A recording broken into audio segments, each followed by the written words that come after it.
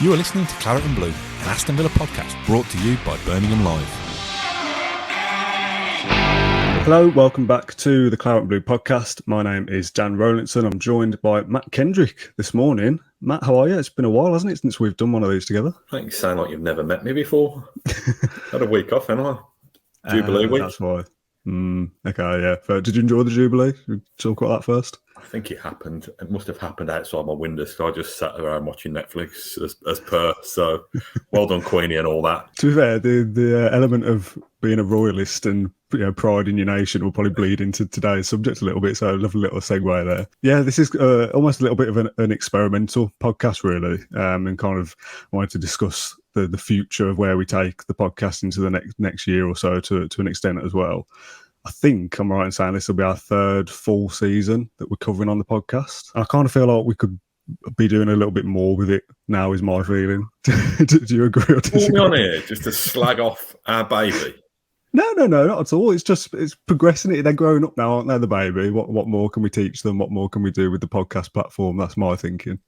Is this a call? Are you dumping me, Dan? Is this a? No. It's not you. It's me. Is this what's happening? No. I mean, these ones that we do in the week are usually Ash, John, Pat, James Rushton before he left us.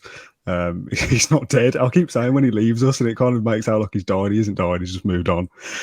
He dumped us. In a better place now.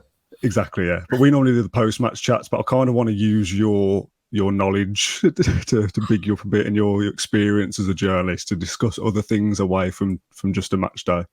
How's that work? You want to make the podcast better, but you want to use me more. You on more. Yeah, exactly that. With that. So, like I said, this is all a bit experimental. If you're watching along with the podcast and you're a fan of what we do, send some suggestions, some topics, talking points. I mean, we're going to have a planning meeting outside of this podcast, but this is effectively a planning meeting for us as well. But the one that you and me did 18 months ago, maybe, when we spoke about O'Neill leaving, and we sat in my mum's kitchen and discussed that whole debacle for an hour or so. Yeah. I want to do more stuff like that, basically. You want more themed stuff. Yeah, like taking a topic or a subject, or, we did like the World Cup of Worst Kits or whatever we did. I want to take those kind of things and just sit down for 20 minutes, see where it takes us, go down a bit of a rabbit hole and just discuss things away from what's happening on the pitch a bit. And before people get concerned, that won't kind of replace transfer discussions or talking about games. This is hopefully a supplement towards that. So today's little mini subject that I wanted to go with was the England national team and club versus country. There's a debate that always rolls along. Kind of success with Villa or success with England. What's kind of more important to you? And somebody replies saying, why not both? And that's the boring answer. We all know, yes, England being successful and Villa being successful is the nice answer, but that's the fairy tale. So do you have a preference? Is it club or country for you? Do you like both? It's a club, isn't it? To be honest. And the main reason being, and this might be different if I was part of the kind of, I don't know, what are the England fans? Is it, I was going to say Barmy Army. What are the England fans called? Whatever the England fans. I don't know, but I was thinking about, because obviously I knew this topic was coming, so I was trying to think of what my opinion was as well, seeing as I'm going to have to give it. And I feel like you do feel a bit different if you travel with England, if you were in Germany last night watching and being part of the experience, but I don't, so I think it's been there, isn't it?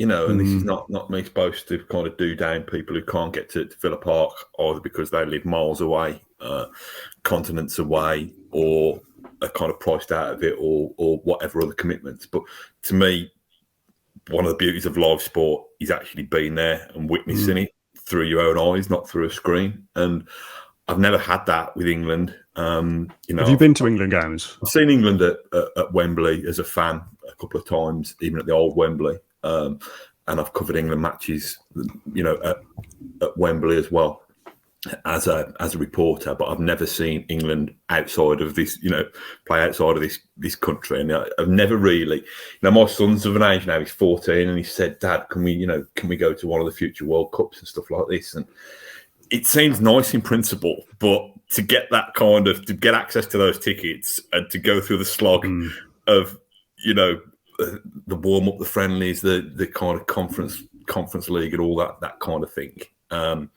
Is it called? The conference? Nations League, isn't it? Nations League. Conference League is the European trophy, isn't it? That's Villa. We'll get to Villa later. Yeah. So it's clearly club for me, and that's not to say that I won't jump on a bandwagon You know, I watch tournaments, not just England in tournaments, but the whole tournaments. I watch them religiously when they come around. Although I'll have to check the clock with what's going on with the one coming up in winter.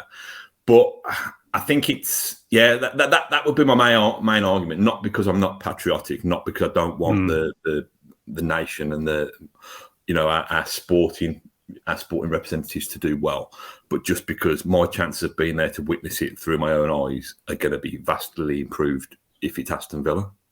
Yeah, that's fair. I mean, if Villa get to a major final, there's a good chance you'll be going as a season ticket holder. You'll get tickets to be able to go and experience that. Whereas if England, I mean, the Euro 2020 final last summer, there was no chance of us getting tickets to that. I mean, I still wanted them to win, and I was watching it. Friendlies and qualifiers and all that, it doesn't bother me. Like I didn't watch England last night. I didn't watch them against Hungary. Like, my Twitter feed was full of people moaning about Gareth Southgate and the system and losing to Hungary and how it's a poor result and blah blah blah. And I didn't even know it was on to begin with. I care that little about anything outside of. I mean, the Nations League is a competitive tournament. I think. I mean, the fact that I don't really even know says it all about that tournament. The name of it.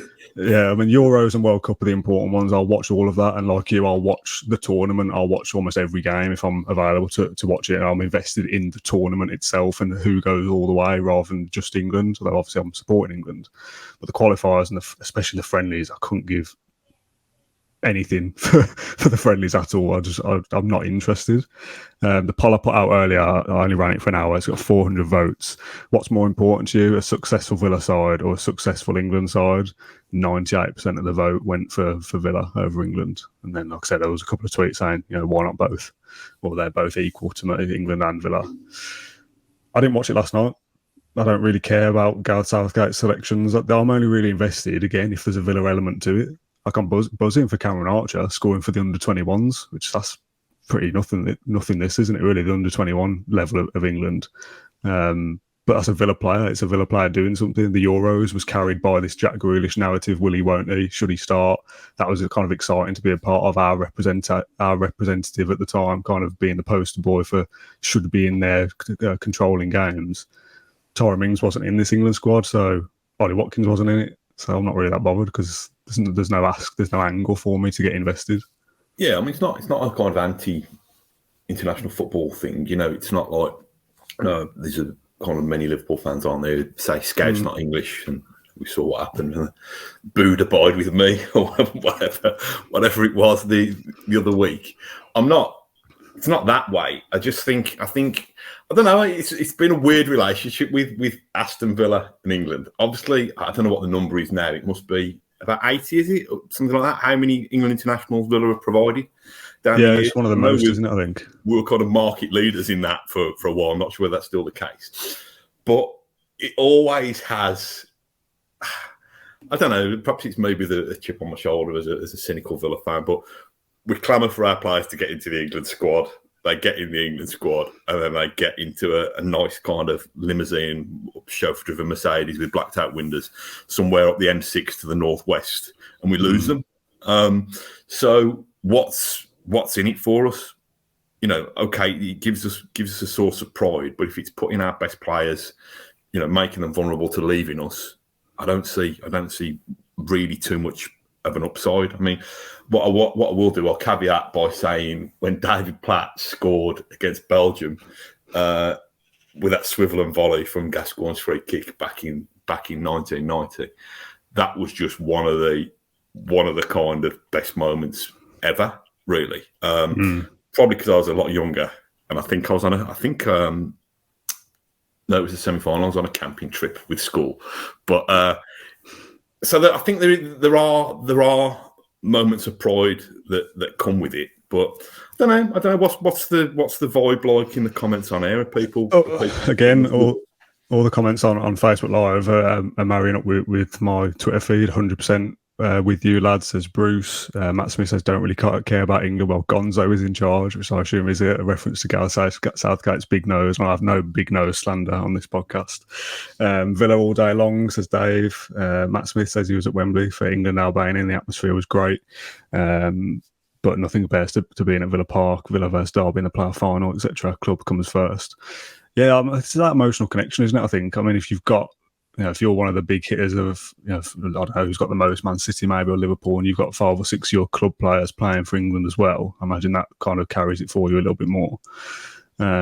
But with there being no Villa element and sitting and watching most games at home and the friendlies just being boring, and I mean, if you beat San Marino 7-0, it's like, oh, yeah, right. That's what we're expected to do. Like, I don't get kind of the fanfare that comes with that. The kind of hypothetical question that comes along with this debate is the trophy for your club or the trophy for England. Would you rather see England win a World Cup or Villa win a Premier League, FA Cup, League Cup, Community Shield? I'd rather see Villa win a League Cup than England win I would. The League Cup is like the lowest of the trophies to win, I guess, in terms of stature. I mean, I'd take Villa winning the playoff final again over the World Cup, to be honest. As being part of that experience of Villa being successful, even if it is just the League Cup, I'd take that over a World Cup any day. I mean, the World Cup would be good for like the party atmosphere around the country and kind of everyone feeling together and you're with your family. We had that in the last couple of days and I still sat with my curtains closed watching it. Yeah, exactly. You know what I mean? So if the main benefit is an extra couple of bank holidays, great, I'll take the time off, but I'm probably not going to be kind of congering in the street. We had like a little party at my dad's house for the was it for the Euros? Definitely for the World Cup in 2018, but I think we got together for the Euros and got all the family there, barbecue in the garden and a few drinks and all that kind of stuff. And that's nice. Tournament football is interesting. It's entertaining. I kind of get that part. Everything that comes with it, the qualifiers, the disrupting of the Premier League season as well, every couple of months to halt it for a couple of international friendlies. Get that out of the schedule. I can't stand that. So for me, just the League Cup or an FA Cup or obviously anything bigger than that, I'd absolutely take that over Villa, over England all day. I just don't really get the kind of England hype, really. I mean, that probably makes me sound like this kind of anti-England, non-patriotic guy, but I'm also not down the pub screaming my head off with a 3 lions tattoo on my chest because that's also not my personality either. Yeah, I think we're probably different football fans to other people, Dan, because I didn't bother with the match last night, but some people will consume football 7 days. Every football, watching whatever's on, and that's. So if you are doing that, you're going to have an opinion on it. I'm less invested in that. I'm also a glory hunter, but I'm a fair weather England fan. Must admit, as a younger man, I probably would have been a little bit more not tattoo across my chest. I've been too hairy for that, but I'd have probably been down the pub. Like you said, I remember back in 2002, I think it was. How old you been then? 6 or something? I was born 95, so yeah, turning 7 that November. Yeah, so 2002, we had shared a house with my mates, and we had a big party, and it was It, like I say, I like the idea of it being an event, but that could happen regardless of what was happening on the screen. To go, well, yeah, exactly. Just get together with your mates and have a beer. That's the bit that you're enjoying. It's not the football, and it's usually the football that lets you down in these scenarios as well. Everyone looks like the away day experience, but if the club loses at club level, even that kind of dampens it a bit. It's all about the experience of going, I guess. Yeah, I mean that's pretty much it, really. I think in terms of club versus country, I'd like to say always club for me. I take someone in the comments there just said I'd take Villa winning at Subbuteo over England doing anything. I don't know whether I can't go down that far, but yeah, like I'm invested in Villa. I'll watch Villa 38 games, hopefully a few more with cup runs a season. I'll watch England in a tournament, and I might watch the odd friendly here and there or the odd qualifier a couple of times a year. And the squad is full of players aren't Villa players. They're full of players I don't really care about. Don't really care about the manager. I just don't get it. I don't get England football. I don't get international football. Like I say, it's a weird relationship because the players that we clamour to be called up, and reel them off, can't we? In recent years, Gareth Barry, Stuart Downing, James Milner, Ashley Young. I mean, those are the ones who headed out. But we had this big clamour, so there's a worry that the players get called up, we're going to lose to a Champions League club. But also, you go back further, and obviously we've been revelling in the 40th anniversary of the European Cup heroes in recent weeks for obvious reasons. And half of them never even got a look in. You know what I mean? This was the greatest team, I say of their generation. It wasn't of their generation because English teams were winning the European Cup every year back then. But this was Yeah, well, certainly the greatest ever Villa team got a handful of England caps between them. Do you know what I mean? So I'm really, really, really nonplussed about it all, to be honest. But you'll probably get me on one of these in November. I'll have me kind of Union Jack fly. This is the thing, but that's different. It's tournament football. The Premier League kind of takes a sidestep for a little bit, and your focus is on England. And if a Villa player is called up to that tournament, I'll be invested in their kind of journey with England as much as them England going as far as possible. Well, you're probably invested in. I mean, this is the interesting thing about the World Cup taking place at the time of year that it is. That there's going to be such a tight schedule in terms of, let's say England go and win the thing, and I know that recent performances, from what I heard, but from what I understand, have been a bit sticky. It's not beyond the realms of possibility, being that we've got so close, in the last couple of tournaments. If England win it, the turnaround time is ridiculously tight. So I don't even know if the players will be allowed to celebrate anyway, because the physios, the club physios, is going to be on the phone to England's physio. As soon as that final whistle blows, to say, get them back quickly. We need to get them ready for a match in 6 or 7 days. So it's just. I mean, the topic of a winter World Cup in Qatar is another debate in itself, isn't it? Probably a political debate that isn't for the podcast. Yeah, not for us, mate. We don't care about international football. I'd get somebody else on for that. I mean, the thing is, if England are playing in a friendly tonight, for example, and there's no Villa player in it, but Poland are playing Denmark tonight and Matty Cash starts, I'd watch Belgium, because I'd want to see Matty Cash. Because they're too friendly, so I don't really care about either team's result. Yes, I'm English. Yes, I want England to win at all times. But if I'm watching a game, I'm going to commit to spending 2 hours of my evening's free time to watch some football. I'd rather watch the Villa player take part in something. So that probably tells you all about my connections to the national team. Do you think there'd be, if you're going on a Manchester United podcast or a Grimsby Town podcast, do you think this feeling would be shared largely, that people be more invested in their clubs and their country? I think the vast majority of people are still going to be club over country, because you pay your money into your season tickets, you watch them every week, you're buying the shirts. England only comes around every couple of years for proper football, taking away those friendlies and stuff. I don't know, it depends. Everyone's different, aren't they? There'll be people watching this that are still invested in Villa in England just because there isn't a Villa player there. And like I said, I'll still want England to win the tournament in December and go all the way and win the World Cup, because that would be great. I want to see success of any kind. But if this is some kind of weird hypothetical scenario where someone comes to you and says Villa Trophy or World Cup, Villa Trophy, bite your hand off all day for that. The last thing I kind of wanted to touch on was kind of going back a little bit. Obviously, England kind of. I want to talk about the golden generation a little bit, but there's been several occasions where England have had a good side, good enough to win the tournament. Obviously, in recent years, we've got to semi-finals and finals. The one coming up, you'd expect us to go pretty decently far into it as well. Obviously, the Gerrard, Beckham kind of mid-2000s era. And I want to go back to the 90s to get your memories of kind of England being good and Villa being good at the same time, and kind of this debate. It's hypothetical, isn't it, at the moment? Because for so many years, Villa and England haven't been good enough to win trophies. And Villa probably still aren't, to be honest, at the moment. But back in the 90s, you got Euro 96, obviously they did well, Italia 90, and Villa were winning the League Cups in the mid-90s as well. So what was the experience of following both club and national sides in the mid-90s when both were good? It's a bit rose-tinted spectacles, wasn't it? Because like the mid-90s, I was a teenager. Yeah, true. So, do you know what I mean? So everything was better, wasn't it? Do you know what I mean? But, it was... Yeah, I don't know. It's a really awkward one, because we work in the industry, so we're as much to blame as anybody. But there's so much wall-to-wall coverage and hype and nonsense that surrounds football now, because it's such big business and such a big interest, that it did feel better then, because it was more sparing. Do you know what I mean? You'd probably have to, if you miss the match, if you miss the midweek international match for whatever reason, you wouldn't be able to get the highlights on YouTube.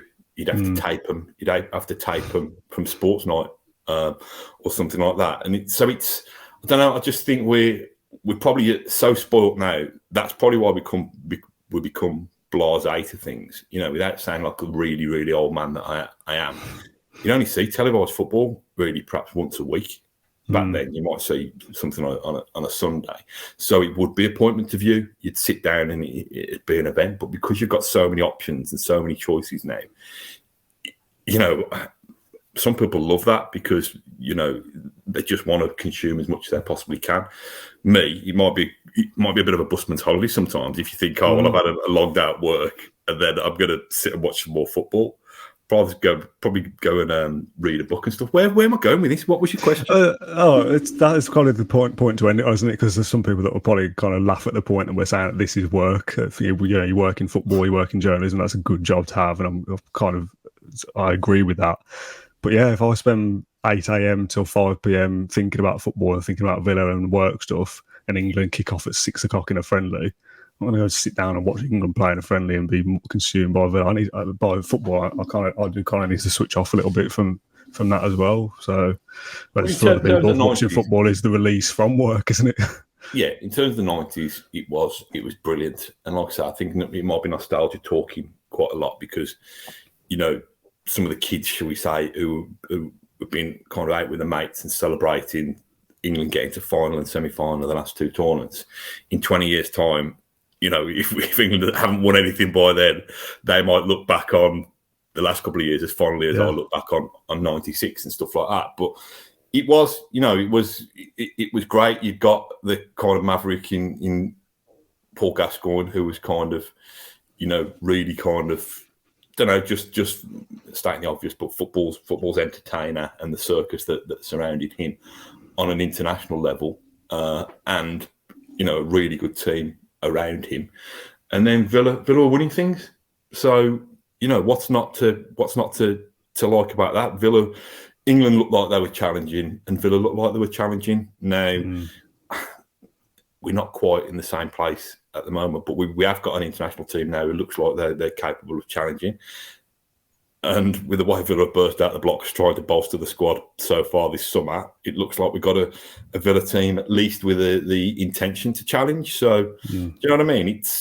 I think it's exciting times on both fronts. But having renewed my season ticket in the last couple of days and seen some of the business that Villa are doing, that excites me much more than England playing in the Nations League. And until November, December ticks around, it excites me much more than England playing in the World Cup as well.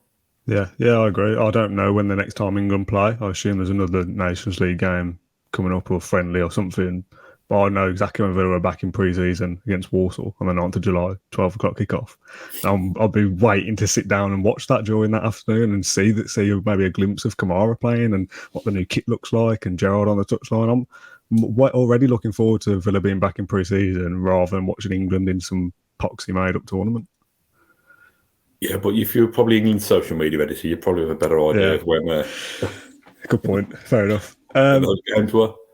I think that pretty much does us, doesn't it? I thought this might be kind of lose steam after 5 or 10 minutes as we talk about something that's not strictly Villa related, but we've done 25 minutes of chat about a different topic, and that's kind of what I want to still lost steam, to be honest. But of course. People are definitely switched off at this point. But this is the kind of thing I want to add into the podcast schedule every so often. I look back at, like we did the Martin O'Neill thing, looking back at an old story and retelling that, or delving into some of your stories as a journalist or whatever it might be, and kind of supplement the usual schedule of pre-match, post-match stuff with different topics as well. So, Matt, thanks for joining me this morning, as always. No problem. You're welcome. And thanks for the people that watch along live. If you enjoyed this different type of content, do let us know. If you've got a subject for us that you want us to chat about, put it in the comments below and we'll maybe do that. Maybe we'll try and do one of these once every couple of weeks or something. We'll kind of see how it goes. But yeah, thank you very much for watching, and we'll see you again the next time Villa sign a player, probably. Thank you for listening to Claret and Blue, an Aston Villa podcast. If you enjoyed today's episode, then please do let us know. We love hearing your feedback. We'll be back soon with another episode, but until then, up the Villa.